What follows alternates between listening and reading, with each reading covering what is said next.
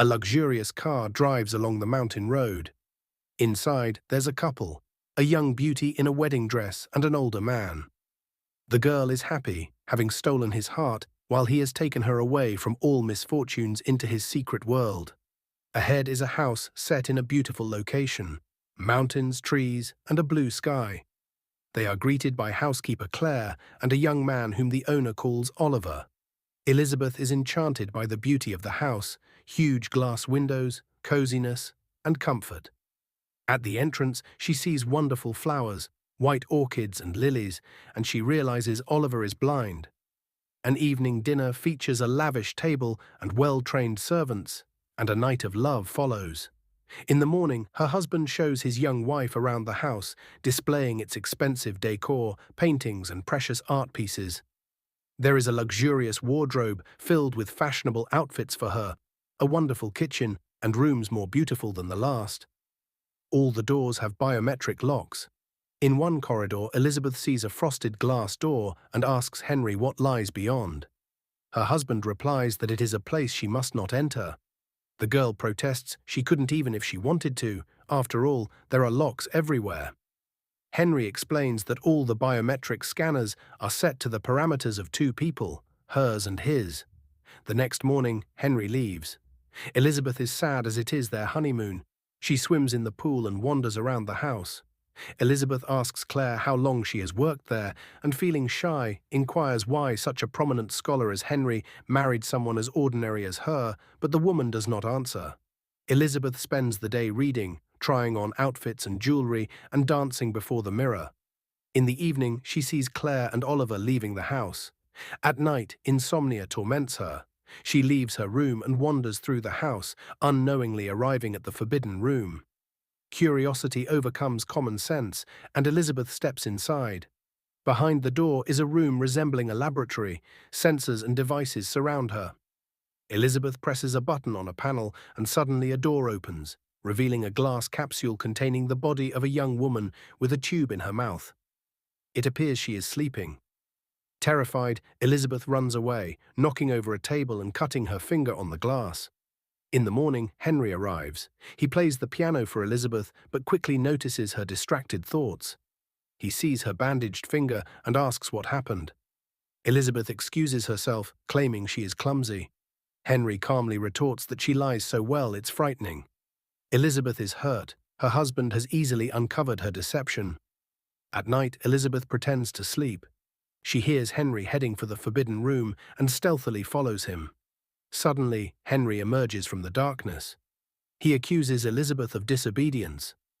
The girl tries to defend herself, claiming she saw nothing forbidden, but Henry explains that the fact of her disobedience is what matters. Frightened, Elizabeth tries to flee, but finds all the doors locked. Henry relentlessly follows her. He catches up to her on the stairs, grabs her leg, and throws her down. Then he strikes her with a metal poker. In the next scene, Henry, Claire, and Oliver dig a grave on the lawn and lower Elizabeth's body into it. After the funeral, they sit at the table. Claire asks to say that it is all over, but Henry replies that it is not the end. 6 weeks later, Henry brings in a double of Elizabeth. The same conversations, the same actions again. Henry asks her not to enter the forbidden room. Elizabeth promises to comply. They love each other again, while Claire watches them from the shadows. At night, Elizabeth cannot sleep. She walks around the house and finds Claire sitting in the kitchen. Elizabeth strikes up a conversation with her, filled with curiosity. As one question leads to another, Claire tries to warn Elizabeth about something, but Henry walks in and takes his wife to the bedroom. In the morning, Henry leaves, asking Elizabeth to be a good girl. She wanders through the house, calling for Claire or Oliver, but no one responds. Bored, she again tries on clothes and jewelry, swims in the pool at night, and plays the piano in the living room. The forbidden room becomes a magnet. Elizabeth enters it only to scream and run out. That night she dreams a nightmare where the girl from the glass capsule, looking just like her, emerges from her sarcophagus and comes to her room. Meanwhile, Henry arrives, noticing that his wife is frightened. Elizabeth retreats to the bathroom, but Henry realizes she has disobeyed him. He bursts in, grabs her, and begins to choke her, but she kicks him in the face and escapes. Henry chases her throughout the house. In the kitchen, Elizabeth arms herself with knives while Henry grabs a tampon soaked in ether. He sits at the piano and begins to play. Elizabeth relaxes, hearing the music. But it is a trap. A record plays while Henry stealthily approaches her hiding spot. He grabs Elizabeth and presses the tampon to her face. It seems the game is lost, but in a final move, Elizabeth plunges a knife into him. The couple lies on the floor in a pool of blood. Elizabeth regains consciousness. Henry is dead. She cleans up the blood from the floor and tidies the kitchen, wrapping Henry's body in fabric. She loads it into the elevator, then cleans herself up. She throws away her wedding ring and burns her blood-stained clothes. The woman calls for emergency services, but she doesn't know her address. At that moment, Elizabeth sees Claire and Oliver and pretends everything is fine. Seeing the live and unharmed Elizabeth, the couple is shocked. Elizabeth claims Henry is resting upstairs. Claire heads to the kitchen, suddenly collapsing from a heart attack. She reaches for the phone and calls for help. The ambulance takes Claire away. Elizabeth tries to leave, but Oliver says he cannot protect her if she goes out the door. He understands that Henry is dead. Frightened, Elizabeth tries to explain that it was self-defense. Oliver reassures her that he hated Henry too, and will help her get rid of the body. The young man asks what she remembers from her childhood. She responds that she was in the hospital for a long time after her parents died in a car accident and grew up in an orphanage. Oliver shows her a nearby house, saying that's where they live together. Claire knows better because she worked with her. Elizabeth asks who she is. Oliver reveals that she is one of 6 clones of Henry's wife, number 5. The girl is in shock, experiencing true panic. She wants to return to her honeymoon. Oliver advises Elizabeth to get as far away as possible. She can take money from the safe. The girl goes to her room to pack her things.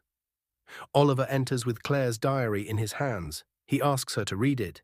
While she tries to decipher the handwriting, Oliver locks the doors. Elizabeth doesn't understand what's happening. She asks to be let out, but Oliver is unyielding. In despair, Elizabeth begins to read Claire's diary. She learns that Claire received an invitation from Henry to work with him because she was a prominent geneticist. When she arrived at the scientist's house, she met Oliver, but when she learned what she would be doing, she became frightened as she found herself in the midst of a tragic love story, one that was inexplicable, unpleasant, and impossible. Henry revealed that his wife died shortly after giving birth to Oliver from a very rare disease. Her genes had suddenly and severely degenerated. The grief-stricken husband cloned her cells and created 6 copies, but the disease manifested in them as well. To buy time, Henry built cryogenic chambers and placed the bodies in stasis. By the time Claire joined the project, only 4 remained. She began working and decoded the disease's gene. Meanwhile, Henry recorded messages and played music for the subjects. He hoped this would form their memories. However, the latest Elizabeth remembered nothing beyond a few seconds, suffering because she lacked a real inner world. The constant tension in her consciousness became too complex for her body to handle. One day she entered the lab and fled in horror. The police found her and brought her to Henry's house, where Claire recognized her as her ailing niece. The strange accusations from the girl were dismissed as a mental disorder. Elizabeth is distracted from reading when Oliver enters. He brings dinner and asks her to behave, but Elizabeth attacks him, demanding the code to the door. Oliver gives it. The girl heads to the lab, where she sees Oliver working on the body of the latest 6th Elizabeth. He asks her to support the clone's head while the 5th copy holds up her clone's head. Oliver injects her with a sedative. In a delirium, Elizabeth sees the memories of her predecessors. She wakes up in a room chained to the bed. She cannot free herself and continues reading Claire's diary. The woman remembers how they continued their research, but a week later, the clone died. Claire realized that neurodegeneration had resumed. She couldn't handle it. Henry was in despair. Nothing was working. He had wasted so many years and behaved like a madman. But Claire counters that he acted like a lover. A relationship develops between them. Oliver enters the room again. He wants to know what Claire wrote about him. Elizabeth explains that Claire began an affair with Henry after the death of the 3rd subject. The woman didn't know that Henry had altered the samples. This meant Claire had no fault. She had managed to stop the disease, and the remaining clones were healthy. Oliver shares that in childhood he admired Elizabeth because she was the most beautiful being he had ever seen.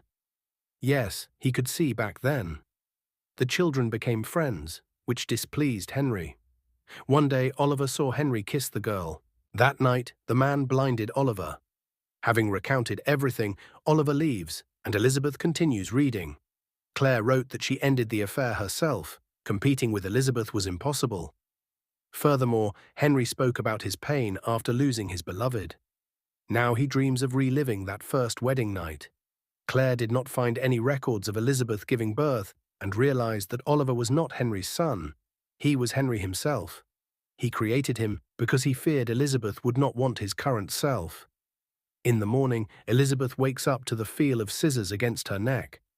Oliver demands she tell him what Claire wrote about him in the diary. Elizabeth admits that Claire considered him a clone of Henry, but that is not true. Henry showed a birth certificate, so Oliver is not Henry. Elizabeth asks if he loves her and invites him to touch her. She removes her pants and beckons him closer. Oliver cannot resist temptation and approaches. He embraces Elizabeth, but the girl throws him to the floor and chokes him with the chain. She has to give him the keys to the shackles and reveal the real code to the door.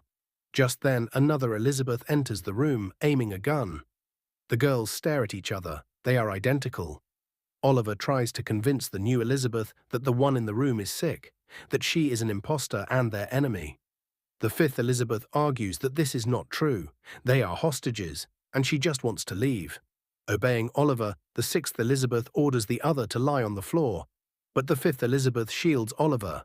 When the sixth finally fires, the bullet kills Oliver and wounds the fifth clone.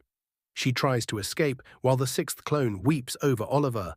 The injured Elizabeth exits the house. In her mind, all the visions and images that passed before her merge together. A gunshot rings out. The last Elizabeth kills her double. The final breath and last vision is herself leaning close to her face. Morning comes. The last clone reads Claire's diary. Henry transfers all his possessions to Claire. Now she can continue her research. The man states that he never intended to kill the one he had wanted to resurrect all his life. It just happened. She died, and now she brings him joy by dying again and again. No one needs to know about it. These versions are not his Elizabeth. Only by destroying them does he feel that they are real, and Henry will do everything to put an end to this. Elizabeth finishes reading. She sees a taxi pull up to the house, from which Claire exits. They meet at the door. Elizabeth leaves everything to Claire, for she deserves it. Elizabeth walks down the road, leaving behind all that is terrifying and incomprehensible. All her life, she dreamed of a wonderful man. She stole his heart, and he stole her from all misfortunes into his secret world. But she no longer sleeps. The film prompts a re-evaluation of many things. Above all, ethical questions arise. Can a true scientist called to improve people's lives use their discovery for personal gain? Is cloning a person without their consent not a crime? Even the greatest love cannot justify violence against a person.